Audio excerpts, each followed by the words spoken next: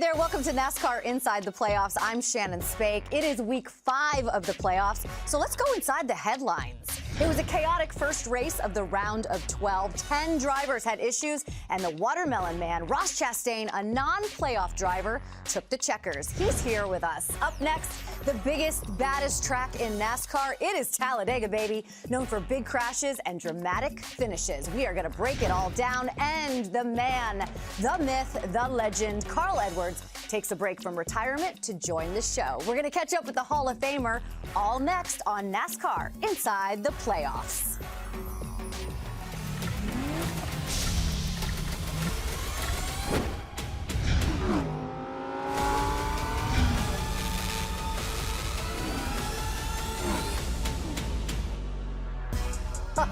We're back again, and we are here to go inside the playoffs. I'm Shannon Spake, Daytona 500 winning crew chief, Steve Letarte, NASCAR insider, Mamba Smith, and don't adjust your television. Yes, he is here, 28-time Cup Series winner, Xfinity Series champ, Hall of Famer, Carl Edwards in the house for the next 2 weeks. We're going to put you to work the next 2 weeks, but I know that you are hard at work in Kansas this past weekend. It was harder work than I thought it was going to be. I was like, I'll run over there, check it out so I know what's going on. And then Pat Warren said, hey, we're going to make you a pace car driver. You okay with that? I thought, sure, how hard can it be? They said, you got to do training for the pace car. I'm like, what do you have to do that? Then I realized I'm setting pit road speed. I'm doing all this stuff. I'm like, I can really screw up like everybody's race here. So stressful but fun. I can't believe they made him take a test before he got in. Well, I mean, he's been gone for so long, for sure. I mean, where's the guy been? I'm like, I want to see something. Prove it. We know what you did, but just remind us that you can do it all over again. Right. I was on pit road doing our pre-race show, and it was like an eclipse. There's Carl. Hey, it was good. That's good. Good to have you here. It's gonna be fun. Cousin Carl in the house. I was talking with some of the Byron guys by their trailer. And all of a sudden, this big hand comes over my shoulder, and I'm like, "Who is this?" And it was Carl. Like, what's up, brother? Good to see you. I'm happy to have you here. Glad to be here. It's really fun to be back. We've been talking all season long, all playoff long, about the chaos that we've seen so far this year. Kansas was no exception. Chaos from start to finish. Our playoff drivers had problems. Oh, there's already an incident. Elliott running the wall, actually put himself 4 wide. Christopher Bell in the wall. Bell's led 121 laps here today. Fights with Alex Bowman at the front of this field. And Bell's in the wall in 3. At the end of stage 2, 3 wide. Hamlin up on the fence. Tyler Reddick just bounced off the safer barrier. Tyler Reddick's got to go around Todd Gilliland, ends up with his car pointed directly to the wall. They had trouble on that right rear for Hamlin. Not 1, but 2 problems on the pit lane. A loose wheel. It was a loose wheel. Loose left rear wheel. Disastrous outcome for the 12 team to have this loose wheel. Turn 2, Kyle Larson's in the wall. We ran over debris on the right rear. Whoa! Fins right there, contact. Beat the on the nose. Back straightaway, Austin Cindric gets turned. We're spinning here. A good day going bad for Tyler Reddick as he is free falling through the field. You got to get out of Kansas without having an issue. Calamity corner everywhere.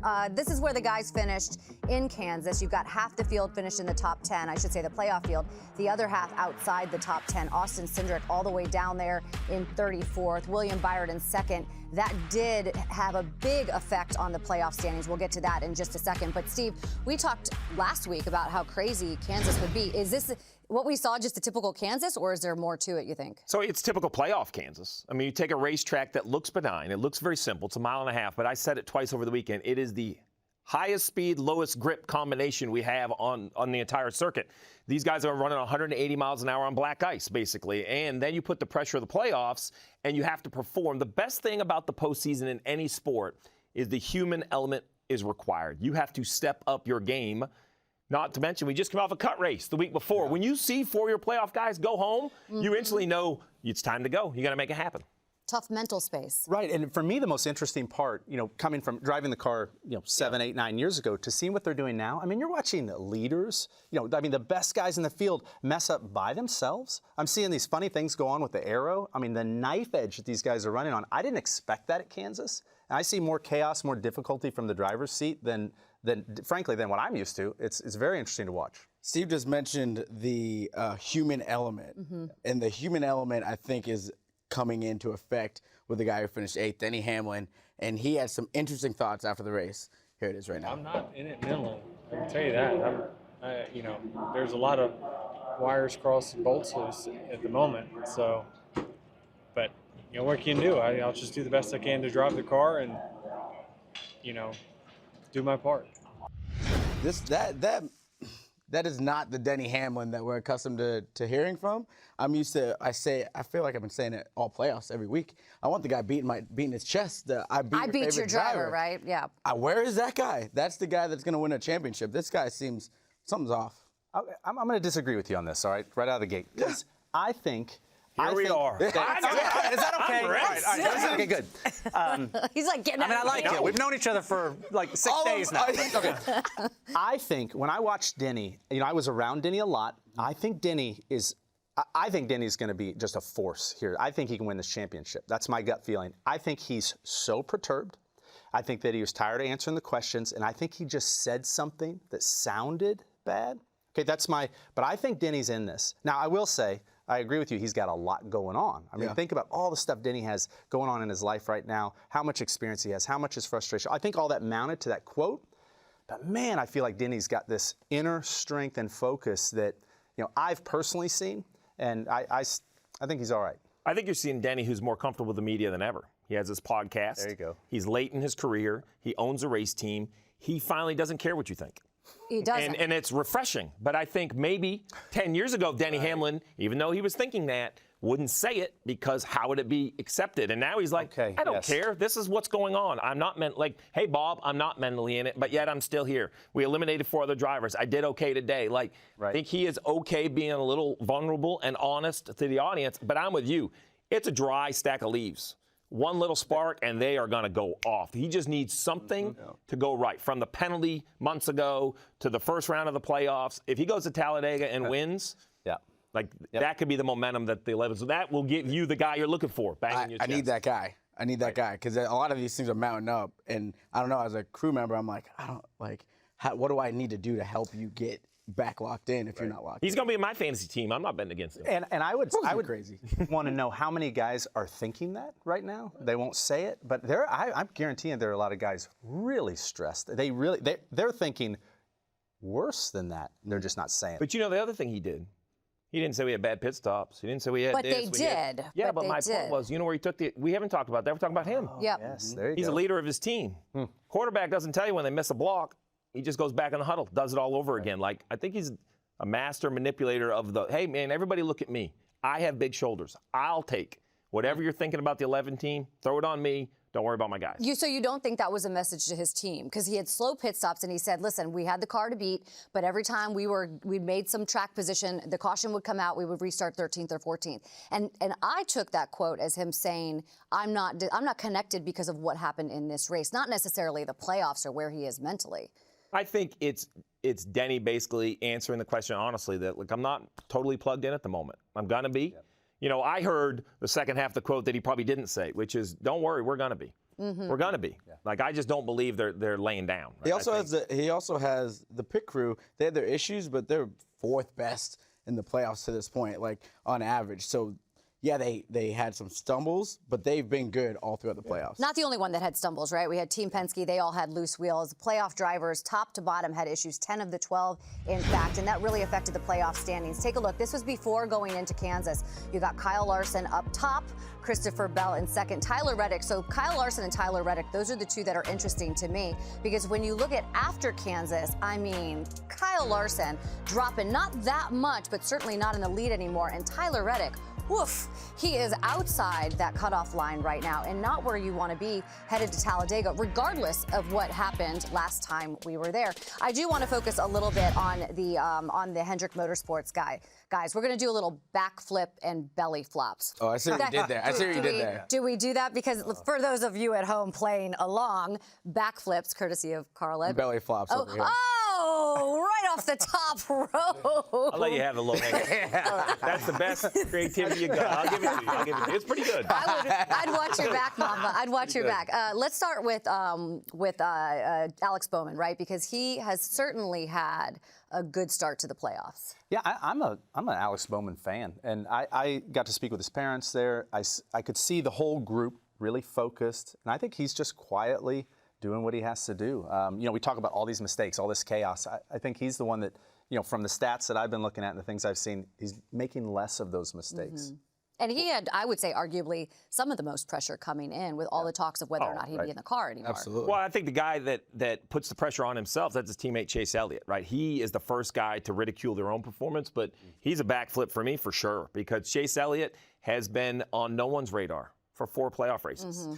For good and bad, right? Now, I'm a little concerned they aren't winning, but that hasn't been their signature over the last couple of years. I think they are actually playing the game in the playoffs to their strengths, which is, hey, let's not get behind. Let's try to have very clean races, score some stage points. I think he will advance out of the round of 12 because they're doing what they do best. Now, they might have to find a new gear in the round of 8, but if anyone can do it, Chase Elliott's, any of these guys can. I think that's what makes them so dangerous. William Byron was also pretty quiet until this weekend when we saw all of a sudden, woof, where did he come from? Yeah, he needed that. I think some of his guys have been listening to some of the media and some of the podcasts, and they were ready to flip the script on, and they did that. And William, after the race, he was like, I really wanted that one. And you could tell he was working and sawing on that wheel to try and make up that ground to get to the Ross Chastain. And I think for William and his team, this was huge because they needed some speed. They haven't really had the pace, and they had pace and they executed. That was a perfect weekend. So that's a backflip, then? You're going to give him a backflip? Backflip? Yeah, backflip for the 24. He's back in. They're back locked in. A lot of backflips. Well, you're here. We have Not to all backflip. backflips. Not all backflips. Why? Oh, gosh. So the one guy that could belly flop, belly belly flop. flopping. The 5 of well, But right off of a earned- backflip weekend, but right? But he did this in round 1 and was fine. And why do we cover the first 26 races talking about stage wins and race wins and all this stuff? Because it gives you the opportunity to have an off week. Now, they didn't want to have it heading into Talladega, but the one who had the big belly flop could get away with it.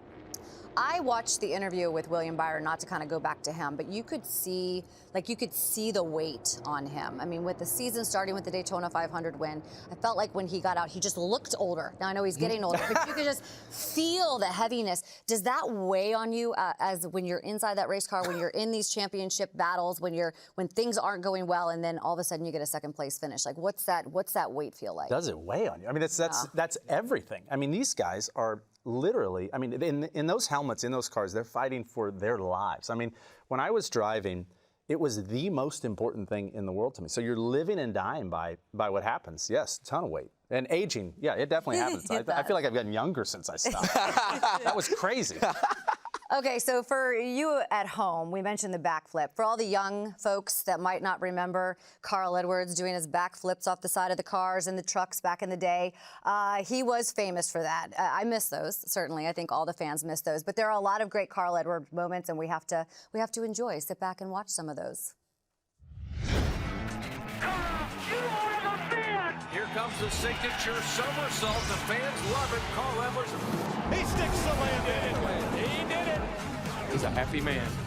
Yeah, baby. Yeah, baby. That is the man. Tip your wine glass and give us a perfect 10. Backflip for Carl Edwards. What a thrill. It was flawless. Man, that was awesome, guys. Was that the one you almost, because I think there was one where you just almost like did. I felt like I was going to fall down all of them. Did you ever have that one little sore legs from the race standing on the door top going, I don't know if this should be the celebration? Yes, it was the first Atlanta win. I almost landed on my face. And I didn't care one bit. Watching that I am so blessed. This sport has been so great to me. So many amazing things. And it's so much fun to be back here with you, kind of, re-falling in love with it, getting to be a part of it. But just an amazing sport. And it was so cool to see Jack Roush and I standing there. Jack did so much for me. And I'm actually borrowing his car while I'm here in Charlotte. So just really cool. Thanks for having me.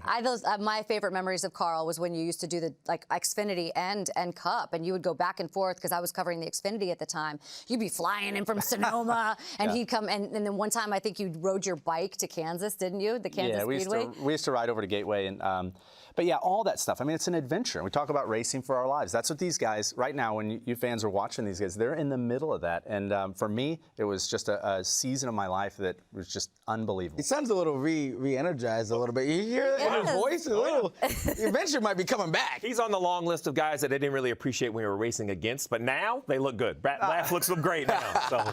The backflip was a cool celebration, but you know who else has a great celebration? That would be Ross Chastain. We got to see it on Sunday in Kansas, and now Ross is in the studio with us. He's coming up a little bit later. Maybe Carl will teach him how to do a backflip. What do you think? Let's do it.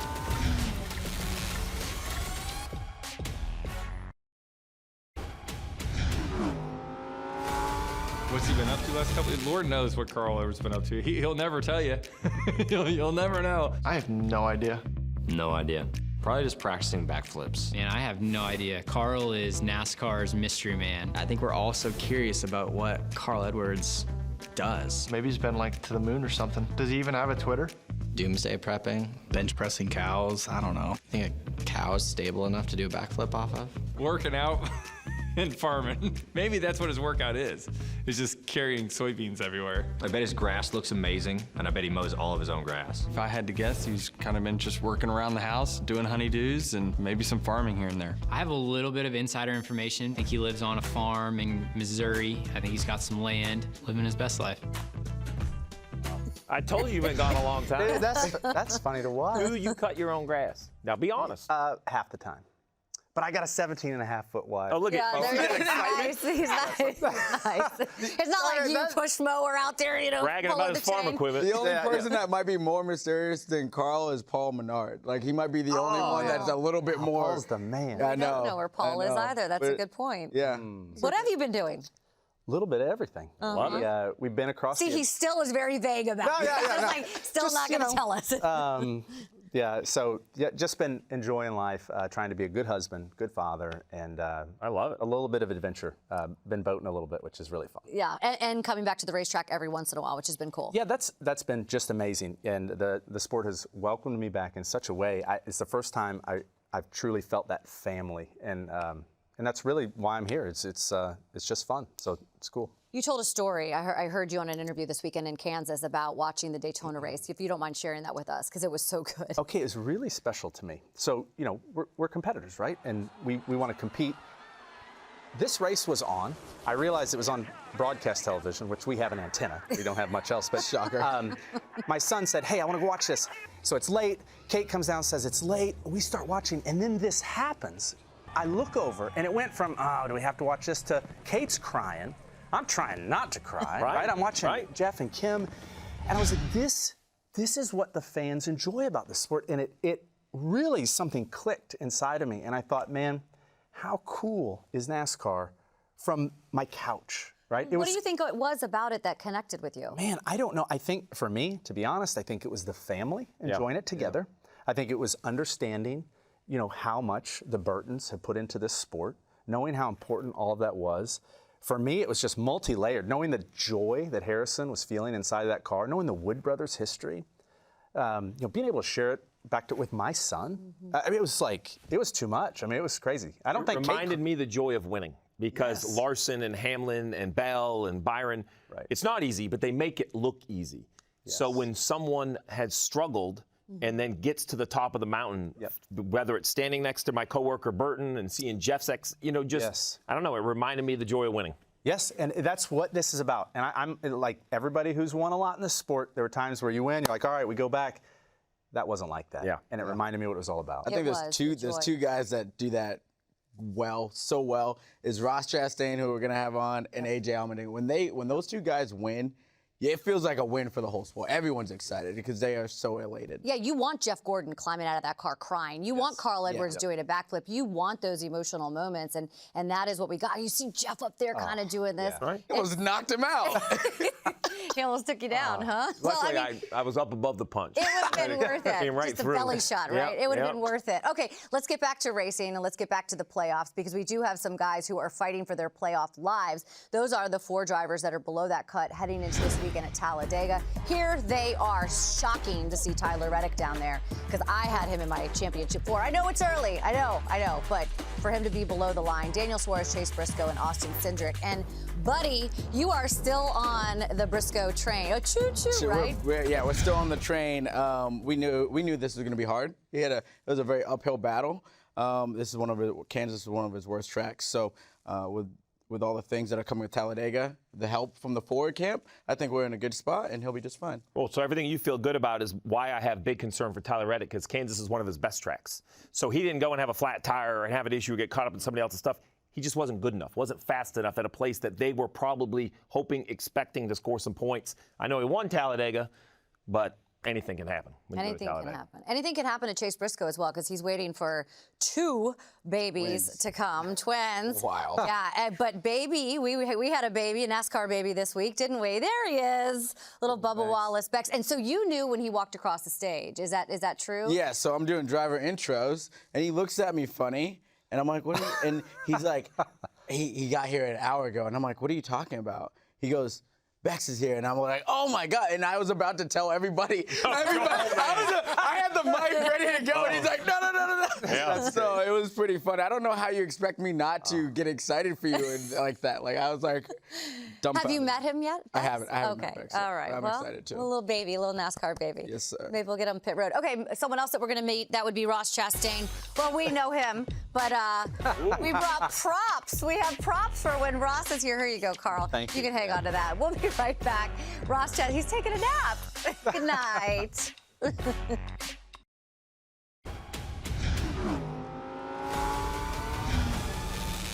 Stop me if you've heard this one. Ross Chastain playing sweet spoiler in the playoffs again this weekend in Kansas.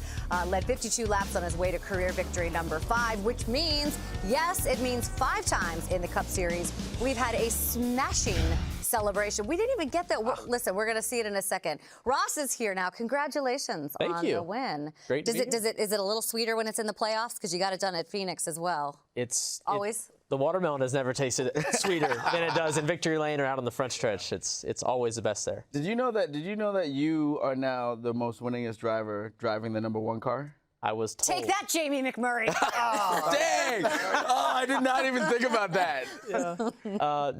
I did not until after the race. They told me. That's cool. Yeah. So being a Ross Chastain fan, tell me about, I watched it as the camera was going away. You're standing out there by the car, eating the watermelon, looking at the crowd. Like, how did that feel to you? I was just taking the moment in. It's very easy, and I think anybody that's won anything in life or in any kind of competition, if you win a couple times, then you kind of, I've heard you say it, you're just ready to get to the next one or get to the next thing or get from the front stretch to Victory Lane. I've done that. I've done it really slow, so I think I'm in the middle. I know my burnouts took a while. I had to all the time you want. It's your time. Things, and I didn't care. I love it. But yes, whenever I was standing there eating it, I just took a few seconds to look around, take a few breaths, like lock that moment in. It's a core memory. I thought you looked a little wobbly on top of that roof. I was a little nervous for you, but I'm not athletic. Yeah. Okay, so when I'm up there, it's all I got. He's like, oh, just stay still. There's different types of watermelons. Did you know this, Carl? I had no clue. Yeah. I didn't know. Those look like fragile watermelons. What season are we in right now, Ross? So, well, it's always watermelon season. Let's just get that point across. We sell watermelons, and we work with people that grow watermelons year-round, and that's what's so great about the world these days. We can get any kind of food that we want from the grocery store anytime. So, yeah, there's thousands of varieties of watermelons. We can customize and pick from our seed different varieties. You can pick the outside, the stripes. So people that say, oh, you want this stripe pattern or dark or light, that has no bearing on how good the watermelon is. Okay. Welcome to NASCAR Inside the Farm. Just like people, there's different skin colors of watermelons and people. And then inside as well, you can get firm flesh, softer. You can have it hold the juice. Yes. Seedless. Do you go to it and knock on it? I don't. That's not how you do it? Okay. That's how it is. Just like that victory lap and that burnout, you take your time and you talk. Oh, you can go ahead and sell your I'm the winner. I get Yeah, that's right. Now, this is a good farmer. I can tell. Okay, because this is a bad farmer. This is look, we plant the soybeans and just pray. That's all I got. Row crops is crazy that how offhand it is and how in-depth like specialty crops are like watermelons. It has turned into one of the best celebrations in NASCAR for sure. I know your teammate has tried to join in, but let's look back. It had us thinking about some other celebrations. Obviously, Carl did it great as well. Do you know the burnout actually started in 1995? Like, I would have lost this bet. This is it right here. It's a great truck. Butch Miller, first ever burnout. Best truck. Amazing. How did he do? I bet people were mad at him for doing it. This was cool as well. What did you guys think about this one? Yeah, very cool. Yeah, the Polish victory lap by Alan Kowicki, of course. course, that was Phoenix. We do see this happen from time to time. This was my favorite, to be honest. I remember this. Yeah. This always made me uncomfortable. Oh, gosh, I'd love to That's do it. pretty I don't high. trust myself. Yes. He's the guy who did a backflip off the Yeah, but car. there's made you much more uncomfortable? potential energy. Look, I mean, that's grassy. Got guys around. You learned as you went. But you did win at concrete tracks a lot, which Yeah, didn't he have any did. grass. Concrete Those Carl. are scary. You're Now, right. this is Daniel's is awesome. Yes. Daniel does Pinatas a little everywhere. pinata in victory lane, as I mentioned, off of what you did, trying to beat you there, Ross. And of course, the bow by Kyle Busch. And here we go. Let's do. That's my. Do you have to are you worried that the watermelon is not going to smash, or is it like getting velocity and kind of making sure it hits at a certain angle? Just power. Power. So just anybody's power. ever going to Show try us. it. Why don't you show us? We've got Want to do it right with the. Yeah, let's do it. We'll Let's do do it. it. Let's do a little power. name? Power. Everybody focus. Look. No, okay, we don't name. No. Okay. No, do you So name your Do you need watermelon? to stand on the chair? I mean, yeah, you would sometimes. Okay. No, I won't stand on the chair. But Okay. yeah, Belly? the main I don't Names know. for all my stuffed animals. if you're on the ground, you just have to really get some power, and you just have to. There you go. That was beautiful. That was pretty And he good. stuck the landing. Okay. Sorry, little buddy. Yeah, there you go, Carl. Do you think you can match? Listen, we got a Hall of Famer here. We have to Oh, have you you guys want do to something try? You want to learn the backflip? Oh, the You wanna try it? backflip, huh? You wanna do All that? right, Do we let's have take enough off Here, these let's move shoes. this real quick. Okay. All right. Okay, this is We're going to be doing good. backflip? Okay, everybody feels good. You All right, stretch. all I like how she took her shoes we off. should stretch. Yeah, you took her I need- shoes off. Everyone ready I in need the to stretch. control room for a little backflip action? Okay, so what we do is Got we first cameras? we got to bend the knees. We got to get down. Now we're going to throw the arms, and we're just going to commit. Okay, don't worry about the chairs. Ready? 3, 2, 1.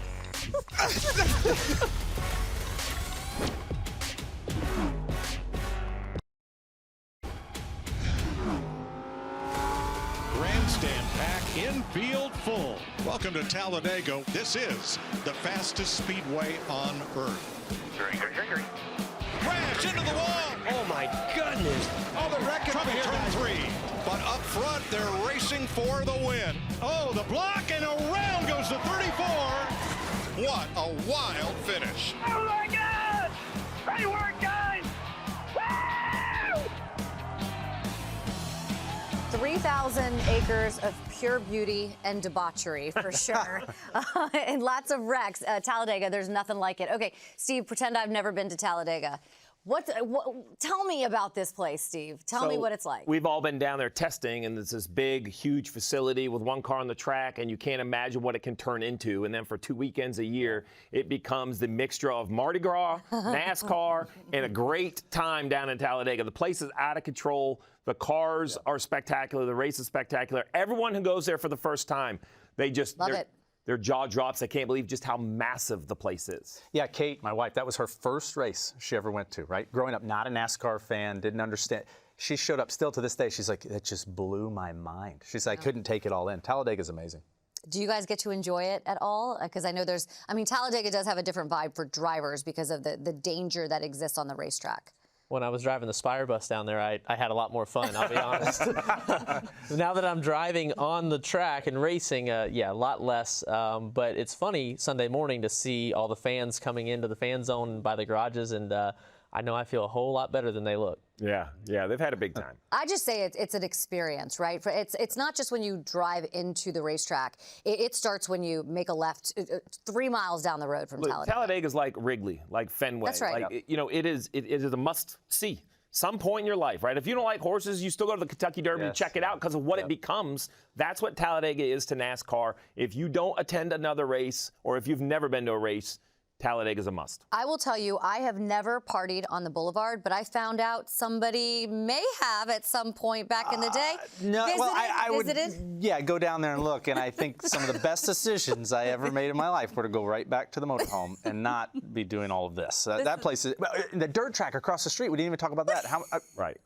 It's hard way. Yeah, I don't even know what to say about that. He wants to And then pivot. this guy, yes, unreal. Carl, is that you? No, I'm just kidding. No.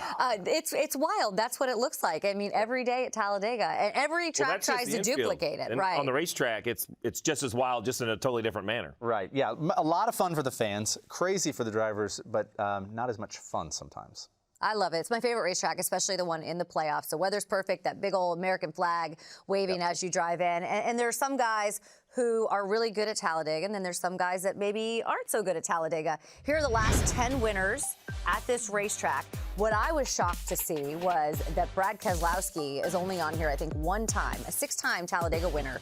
Blaney has won 3 times in the last 10 races, and so I think that says a lot to me.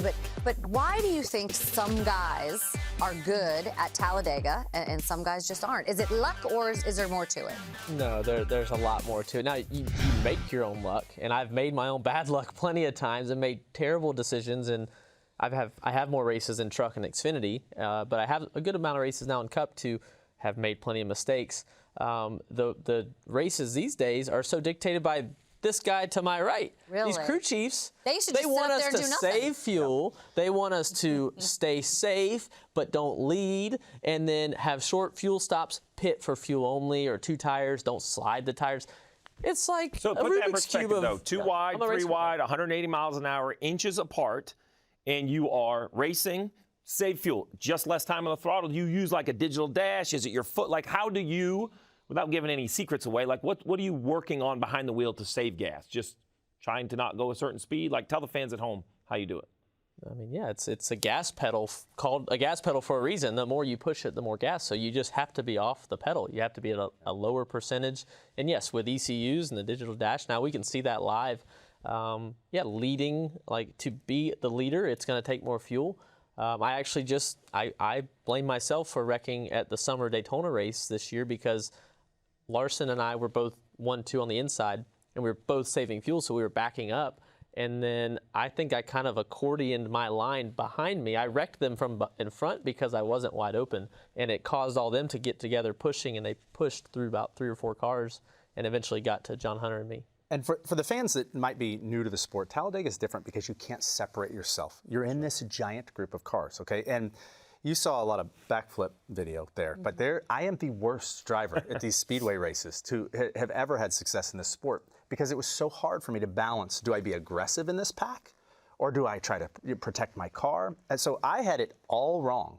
And now when I watch this race, it's much more interesting because you have to save fuel. The chase format requires you to win stages, which are totally different. That means you've got to go get those points early, so you can't just hang back. So how does, you're not in the playoffs. How would you approach this race? Would you be 100% aggressive, like the guys you've had success with, or would you be trying to protect your car? It all starts with qualifying. The first lap on track is going to set the field on Saturday, and then it's different than even when I got into the Cup Series, but definitely Xfinity and truck, you could lay back and then make a push with 20 to go. It's usually when I crashed. 20 to go, let's go to the front. I did every time. And crash. But now you can say with 20 to go, and you can hold it wide open for the last 20 laps, and you won't go anywhere.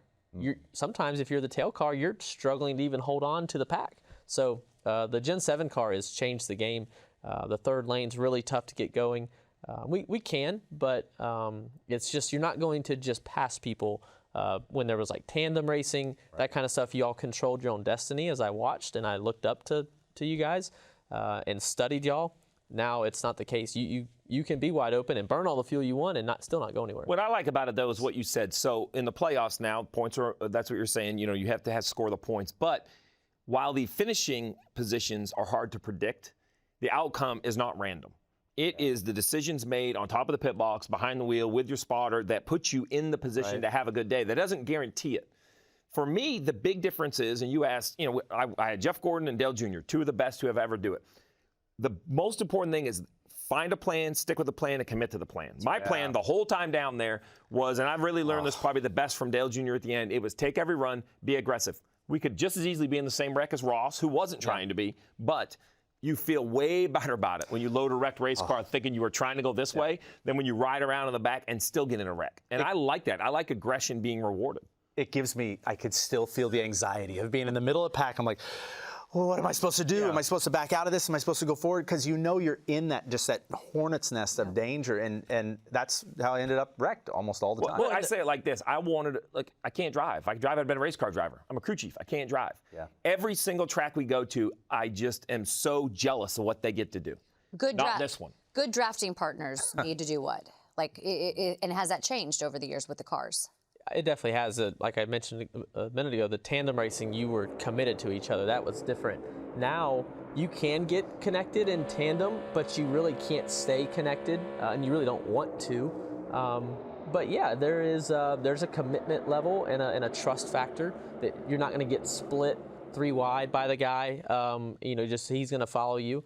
And sometimes it takes 3 cars, really, in my opinion. That's where I've had the most success is 3 drivers decide we're doing this together. Yeah. And then the 3 of you work together. 2 is usually not strong enough.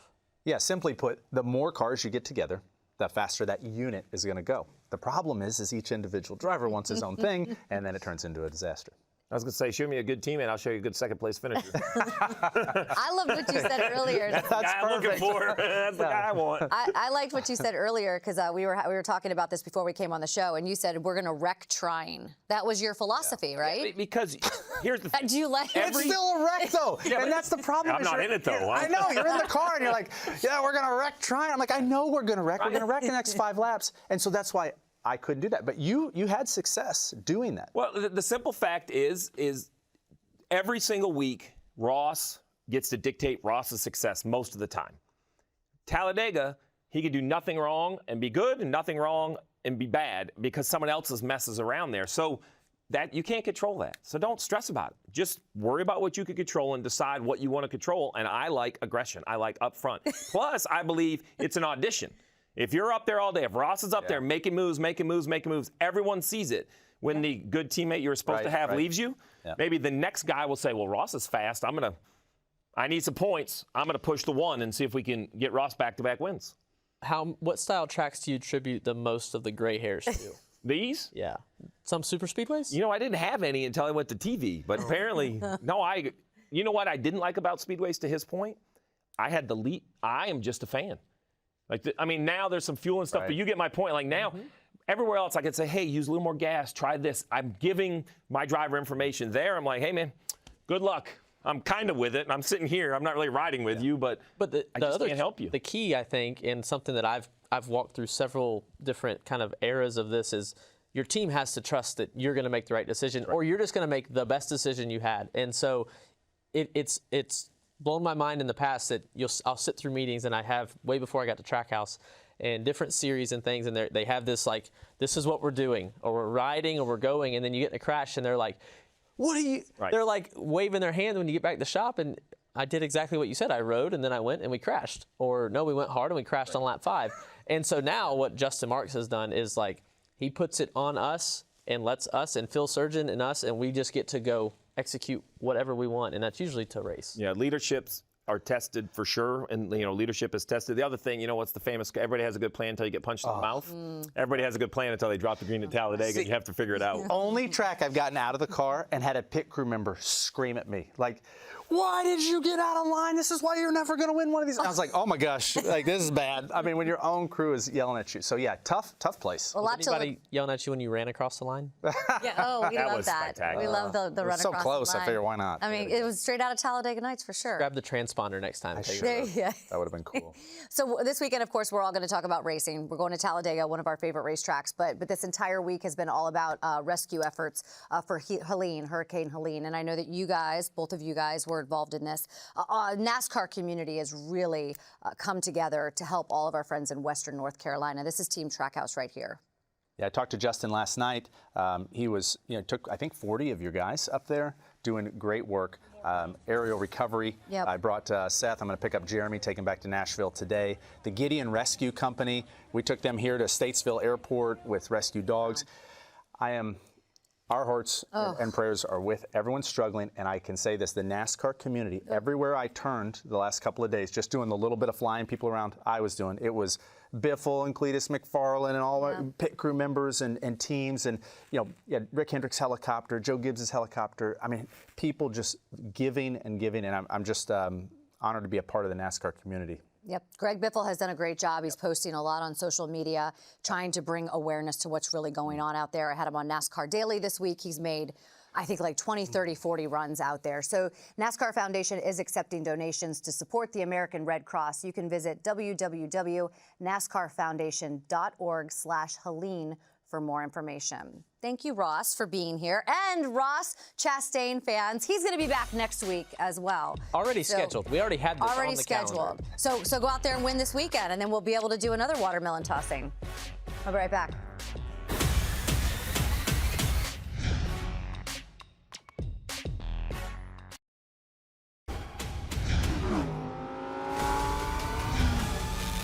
If you're looking for Steve Letarte this weekend, here is where he will be. Saturday qualifying, 1:30 on USA.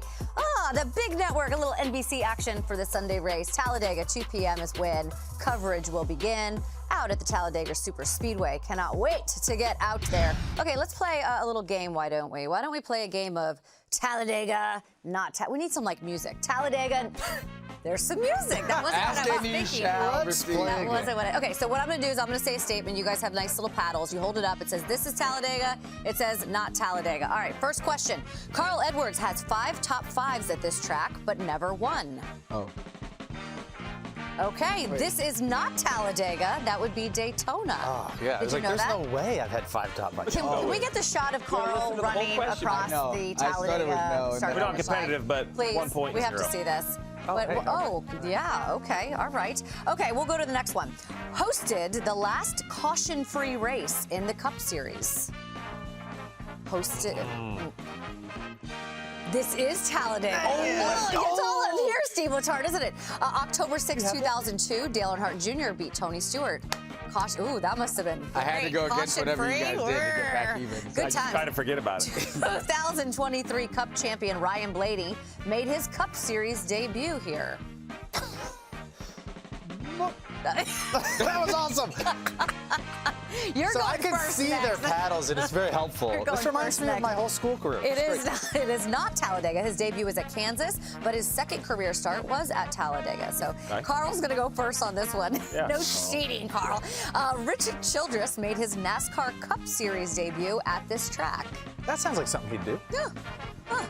Oh, it is Talladega. Are you still keeping score over there? Yeah, we're all tied. Okay. Only one person. Are we tied? Yeah, we're all tied. So for the tiebreaker, Oh, Steve Letarte won as a crew chief with both Jeff Gordon and Dale Earnhardt Jr. I know the answer, so you guys go ahead. Yeah, what is that? That's right. Steve wins. Steve did it at Pocono. Oh, first of all, this game was rigged for Steve to win it. Because all we can do is insult him. Yeah. All right, I'm insulting you next time. It was Pocono, Martinsville, but not Talladega. Good job, friend. Pretty good. Well done, knowing yourself. Yes, we'll have harder ones next weekend. All right, let's take tougher ones. Let's take a look at the standings. Why don't we, before we get into a little conversation about guys that maybe not like Steve, quiet contenders. He knows that he's a contender. Take a look at this. This is the standings. I want to focus on Byron, Bell, and Blaney because I feel like the top 3 right there, but they have quietly kind of gotten into that top 3. Let's start with Byron. Why don't we? Byron, I know he's cooled off from winning 3 of the first 8 races of the season. Daytona 500, he's came out like a cannon, and I know we all want him to be that guy.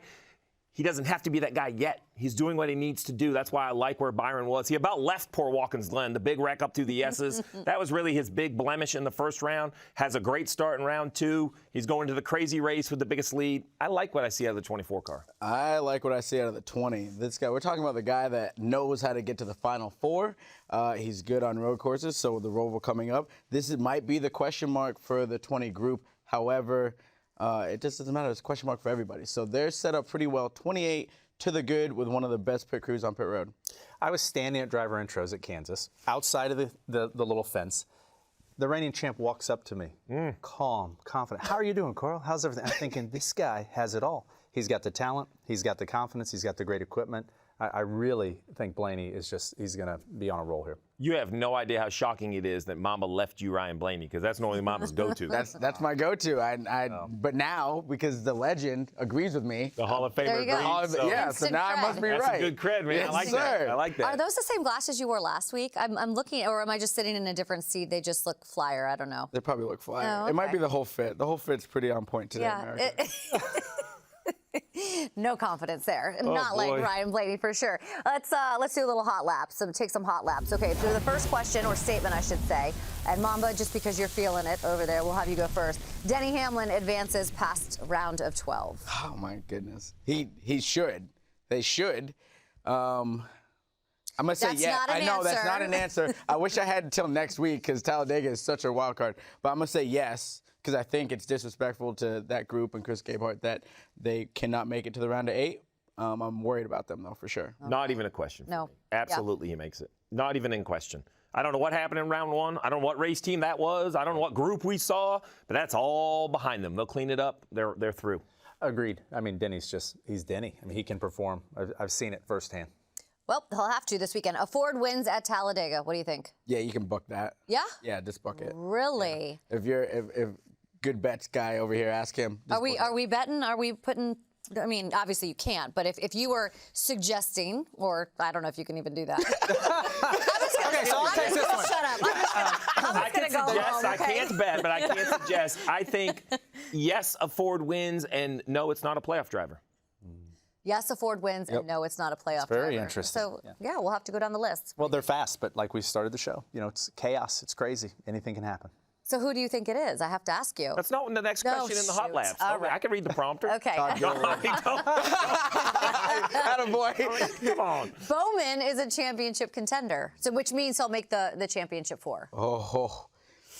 I really want to say yes. I'm going to say yes because if they've been consistent all playoffs, if they stay on this run just like this, it's really hard to knock someone like that out. You know what? He wasn't for me 5 weeks ago, but I'm not. This isn't a popularity contest. The numbers say yes. The guy is there for every stage. Right. He's scoring points. I'm going to give credit where credit's due. Until he proves me wrong, Bowman, I think, can get there. Right, and I'm seeing that response to all this pressure, big pressure, pressure about, like, is he there, is he staying? That's serious, and for him to be able to respond the way he has, I feel good about Bowman.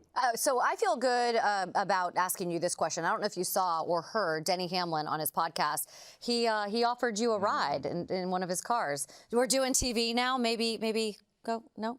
You get in the first half of the year, I'll crew chief for you. No? Really? Yep. I'll stand up. Yeah. Now, when I say crew chief, I can't make him go fast or anything, but okay. I can calculate fuel mileage. It's about all I can do anymore, but I'll give it a shot. Do you know how slow I'd be and how much I would charge Denny? You did get in the sim, though, right? So you were Yes, I did go to the sim. And I'll leave you with this. These cars are so hard to drive. They really are. These drivers are doing amazing things. And that's one of the things that has me more interested in the sport now than ever. It's tough. It is tough. Hey, Carl, I do handshakes with all the drivers. Oh, there you go. You gotta if you come back, we got to have a handshake. Okay, we'll think about Well, he's back next week, so you should work on it after the show. I got an idea. Okay. Oh, you want to try something? Yeah. Okay, you just do what comes to your mind, and I'll do what comes to We'll mine. be back next Thursday. All right, Carl will be here as well. Oh, that felt good. So you're going to do that next? Just drop the mic. This is not Talladega. Bye, everybody. We'll see you later.